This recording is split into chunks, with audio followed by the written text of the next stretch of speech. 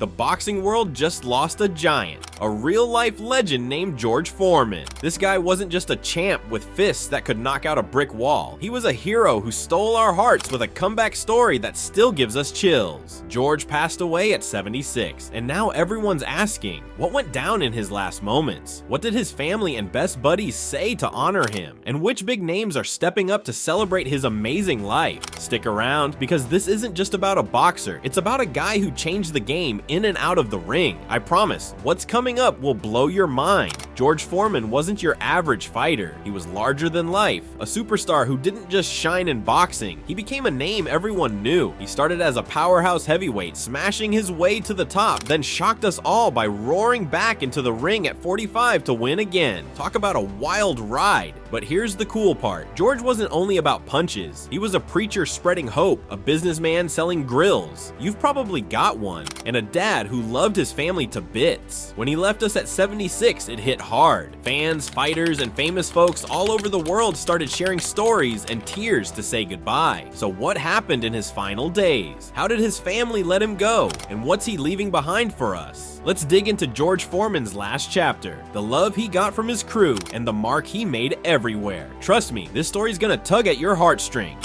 As George got sicker in his last few weeks, the people who loved him most started getting ready to say goodbye. This big, strong guy who used to rule the boxing ring was now in a fight he couldn't win with his fists. Everyone knew George for his loud laugh, his huge personality, and his rock-solid faith. But near the end, he got quiet. His family said he spent his days hanging out with his kids and grandkids, telling them tales from his crazy life, dropping life tips, and reminding them what really matters. Even when he was weak, George stayed tough in spirit. They say he prayed every day, leaning on his faith like always. And why wouldn't he? This was the guy who ditched boxing at his peak to preach, then came back years later to grab the heavyweight crown when most fighters were long done. His family shared that even when he could barely move, George's heart stayed strong. He told them life isn't just about winning stuff, ascot winning. It's about the difference you make. He talked about forgiving people, loving each other, and staying humble no matter how big you get. He wasn't sad or bitter in those last days. He was thankful. And here's where it gets super touching. George's final words to his family were something they'll never forget. What did he say? And how did they handle those last tear-jerking moments? Picture this. Time was running out in the Foreman house. Sadness and respect filled the air. His kids, grandkids, close pals, and even some spiritual folks gathered around his bed. They knew they were seeing the end of a life that didn't just rock boxing, but lifted up millions with grit, faith, and a total turnaround. George was weak, sure, but he still had that spark, that vibe that used to scare fighters silly and now gave off peace and wisdom. His loud voice was soft, his breathing slow, but his words hit deep, packed with years of wins, losses, and growing up. He called his kids by name, one by one, giving each a special piece of advice they'd carry forever. He told them fame and money don't beat family and faith. He begged them to stick together, lift each other up, and keep their eyes on the real stuff. Then he looked at his grandkids, some too little to get it, and talked to them like he was still the champ. He shared stories of growing up, tough times, and his best wins. "You'll get knocked down," he said, "but it's all about getting back up." Everyone's eyes were wet. Some prayed quietly, others held his hands tight, not wanting to let go. George had been a fighter his whole life, and even now he was battling, not death, but to leave love and lessons for his people. Then came his last words, the kind that sum up who George was. "Don't cry for me. Celebrate. I lived, I fought, I loved, and now I'm resting. Keep believing, keep pushing, and never give up." Silence hit the room hard. His last breath slipped out easy, peaceful, and just like that, the big man, the fighter, the preacher, the dad, was gone. The tears didn't last long though. His family knew George wouldn't want them moping. He lived loud with a joy that spread like wildfire. His death wasn't just sad, it was a wake-up call to his epic life. But hold up, something wild happened next, something no one saw coming. It was so big, so moving, it changed how we'll all remember George Foreman. When George passed, the world stopped. From Houston's streets, where he settled down, to boxing gyms where kids dreamed of being like him, everyone felt it. TV replayed his best fights, experts yapped about his knockout punches, and old rivals said he was more than a foe. He was family, but the real jaw-dropper. His memorial service. It was so awesome, even non-boxing fans got choked up. This wasn't some quiet funeral. It was a massive party in a Houston arena where George used to fight. Fans packed in, celebs and athletes too. The guest list was nuts. Big shots like Mike Tyson, Lennox Lewis, and Evander Holyfield swapped stories and hugged it out. Old school promoter Don King, moving slow but talking big, said George had 2 killer careers. Young champ, then old champ, who stunned us all. Hollywood showed up too. Denzel Washington, who loved George's guts, gave a speech that broke hearts. He traced George's path from a rough kid to Olympic gold, then champ to preacher and back. Gospel choirs rocked the house with Going Up Yonder, George's jam. Tears flowed, and folks at home called it the most emotional tribute ever. Then George Foreman Jr., his oldest son, stepped up. He took a breath and talked about his dad, not just the boxer, but the guy who believed in second chances. "Dad wasn't supposed to make it," he said.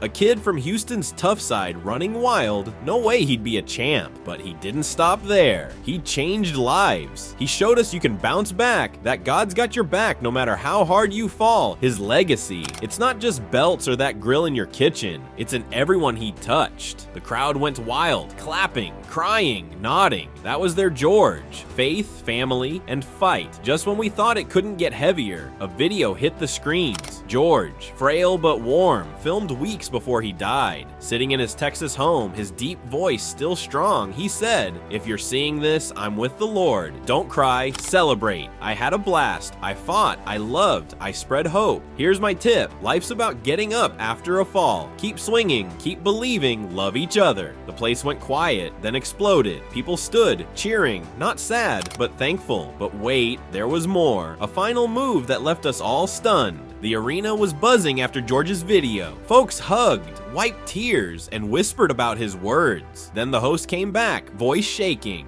George didn't just talk, he did stuff. He lifted people up, showed kindness, proved you can turn it around.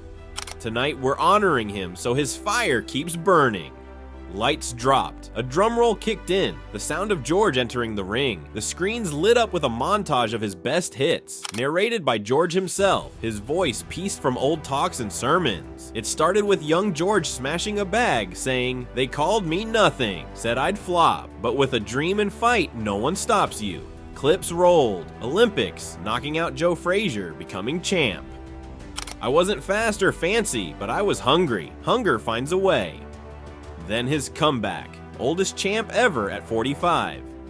They laughed. Too old, too slow, but life doesn't care. You fight or you lose. I don't lose. The crowd was hooked. Even Tyson and Holyfield nodded, feeling it. Then it switched. George preaching, playing with grandkids, grinning with his wife. Belts don't matter, cash neither. It's who you help, what you leave. It ended simple. I'm gone, but the fight's yours now. Keep going. Don't quit. Silence. Then roars and tears. Everyone stood, blown away by George's legacy. The host came back, voice cracking. George inspires us even now, so we're launching the George Foreman Foundation for underserved kids. Scholarships, mentors, training. He believed in second shots, and we're keeping that alive. The crowd gasped, then cheered. Big names pledged cash on the spot to keep George's spirit rolling. Then the big finish. A spotlight hit a boxing ring in the arena's center. One pair of gloves sat there, George's. The announcer choked up, "For the last time, George Foreman." The bell rang 10 times, slow and heavy. Lights dimmed. The gloves lifted up like George's soul rising. Tough guys sobbed. Nobody could hold it together. As it wrapped up, people didn't just leave with memories. They left fired up. George's life was wild. Wins, flops, faith, comeback. He's gone, but he's not done. His spark lives in kids training, in the foundation helping out, in hearts he touched. George wasn't just a boxer, he was a fighter for life. He left the world better, and that's the real still win. What's your favorite George moment? How'd he light you up? Tell us below, like this. Share it and keep his story alive. At his memorial, family, friends, and fans threw a bash for a life well lived. Gospel tunes rang out, nodding to George's faith. A pal gave a eulogy that hit home. George showed strength isn't just muscle, it's guts to change, smarts to grow, faith to push on. He fought everywhere and won the big one, a life that meant something. His casket rolled out, a champ's belt on top, and we all said see it to a guy who gave everything to boxing, family, faith, and purpose. Rest easy, champ, your fight's never over.